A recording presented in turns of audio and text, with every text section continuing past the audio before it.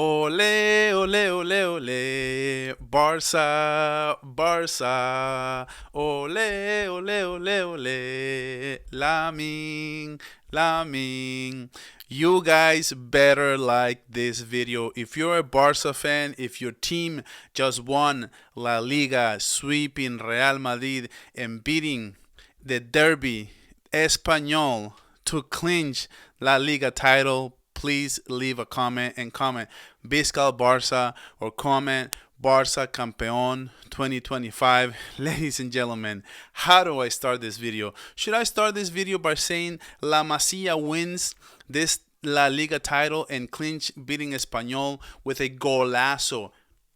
Thing of beauty from Lamine Yamal, who is and will be the best player in the world and should win the Ballon d'Or. Guys, Lamine Yamal is him. Lamine Yamal is here. Lamine Yamal is closing out the year better than any other player in the world, in the whole wide world. If you agree with me, like up the video. If you agree with me, let me know down in the comments if you think Lamine Yamal is the best player in the world. What an amazing banger in the 53rd minute of that match that to in clutch time when we needed the most. Lamine Yamal is there. You know that commercial? If you need a neighbor, Stay Farm is there. Well, if you need a goal, if you need a performance, Lamine Yamal is there. Amazing. Wow. He gets in space. I don't even know. I didn't even know if I was watching Leo Messi. I didn't even know if I was watching Lamine Yamal or Leo Messi. In space, he attacks to the left. He sees everybody playing out wide and attacks that spacing to the left and then doesn't even cut it. He just shoots it like Leo Messi would just try to look for the far post every single time, and he's getting it mastered time and time again. He's going to get better. He's only going to get better next year. The sky is the limit for Lamine Yamal, but I think that he's making an incredible case for the Ballon d'Or. Let me know down in the comments if you think Lamine Yamal should win the Ballon d'Or to score that goal at that moment when the game is 0-0.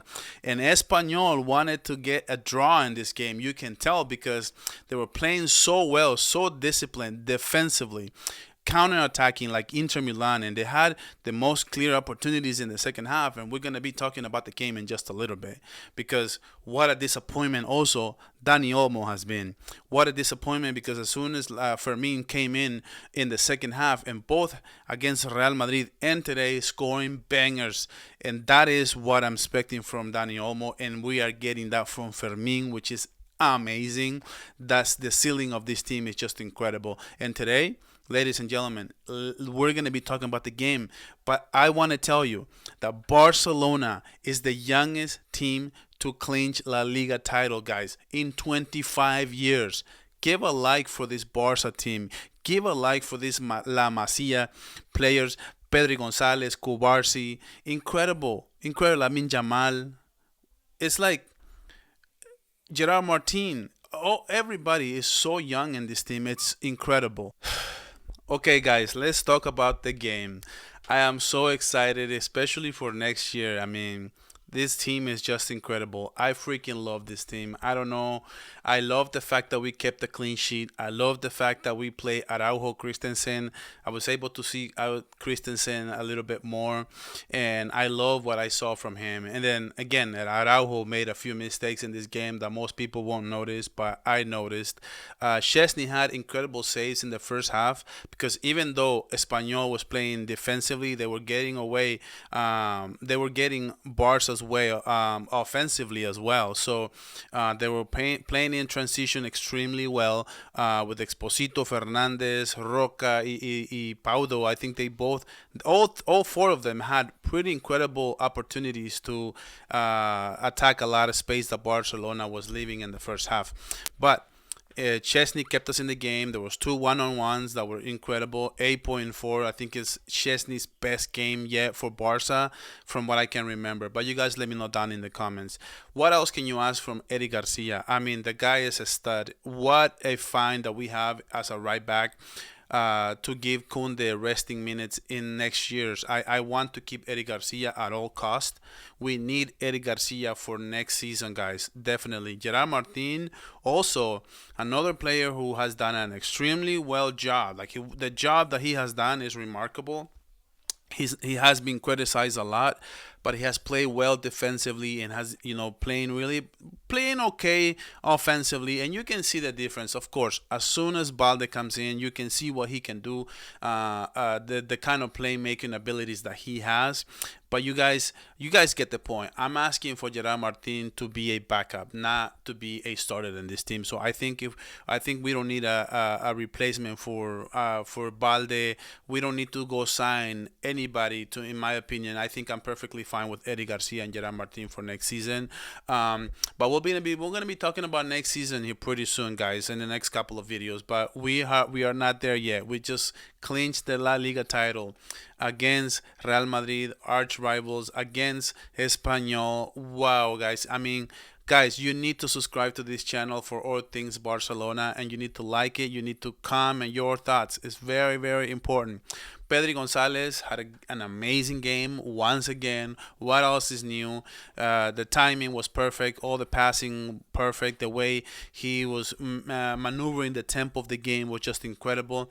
And I think that Frankie de Jong is one of the best players right now for this Barcelona squad. And tonight he was incredible as well. Pressing those aerial duels, he was just incredible, off the charts. And I think that the way that he's passing the ball around, the way he can do a lot of the things that Pedri can do, but he also wins a lot of aerial duels, and he also presses a lot more, and it's in better form, I think, than Pedri Gonzalez to this day, in my opinion, because I see him even playing on defense, even getting back on defense, you can see the strength. You can see how he still has more in the tank, even in the last minutes of games, in the last couple of, I would say maybe 3 to 4 games. De Jong, I think, has been incredible. And I already kind of touched on Dani Olmo. What a disappointment. Disaster class. He had an assist, but that was more what Lamine Yamal did in that play than Dani Olmo. Because Dani Olmo, passed the ball to Lamine Yamal, but Lamine Yamal does an incredible job of attacking the space and hitting the ball from outside the box. And what a banger, ladies and gentlemen. What a golazo from the best player on this team. Most Madridistas don't want to give the case to Lamine Yamal for Ballon d'Or because they doesn't fit their narrative. And they say, but Lamine Yamal is not even the best player on his team. Baloney, he's not the best player on his team.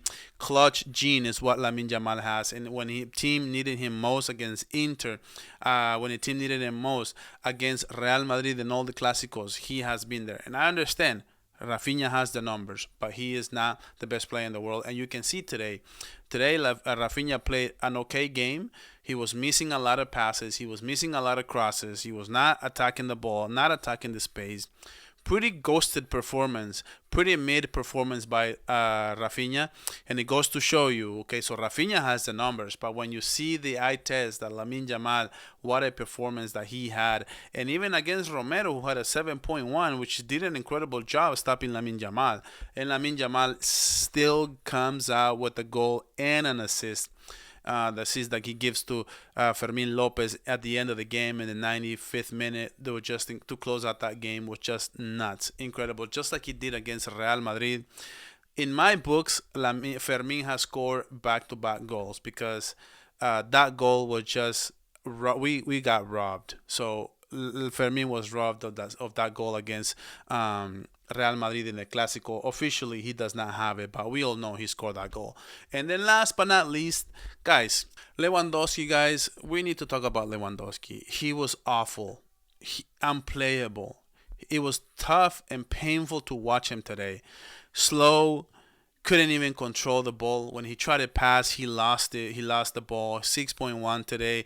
Try to take a few shots. Try to fight for that ballon, for the Pichichi, but that's gonna be all in Mbappe. I mean, the way that the Lewandowski is closing out the year, it's not great. And today it did feel like we were playing with 10 men instead of 11. And it's tough to say on a day where we should be celebrating La Liga, but things have to be said. And I don't think that Lewandowski offer much, if anything, tonight. And Alejandro Balde, as soon as he came in the second half, incredible. You can see the electricity. You can see the difference that when he plays and when he does not play. We need Balde at 100%. And once we have Balde there, the team just thrives and the team is just so much better. Pau Cubarsí came in for Araujo, who came out of this game injured, asking for a substitution, and so he comes in the second half. I thought he played pretty great. Fermin Lopez, guys, 7.5, the best player off the bench for Barca, scoring that goal in the 95th minute. Came in at the 65th minute for Lewandowski, and we played with a false nine, and I loved it, man. The only reason why Fermin scores that goal at the end of the game is because he's playing a false nine position. What an incredible. I wish the Barca would at least try to explore the idea, experiment the idea of having a false nine, just like PSG does just like PSG. If we can do the same thing, that would be amazing. Hector Ford had a pretty good game. I thought he was pretty good today, even though he only played 15 minutes. I thought that was really good 15 minutes, pretty solid on defense. I thought that there was like 3 or 4 chances that Espanyol had where he played to perfection. He was there to stop the threat on the left side.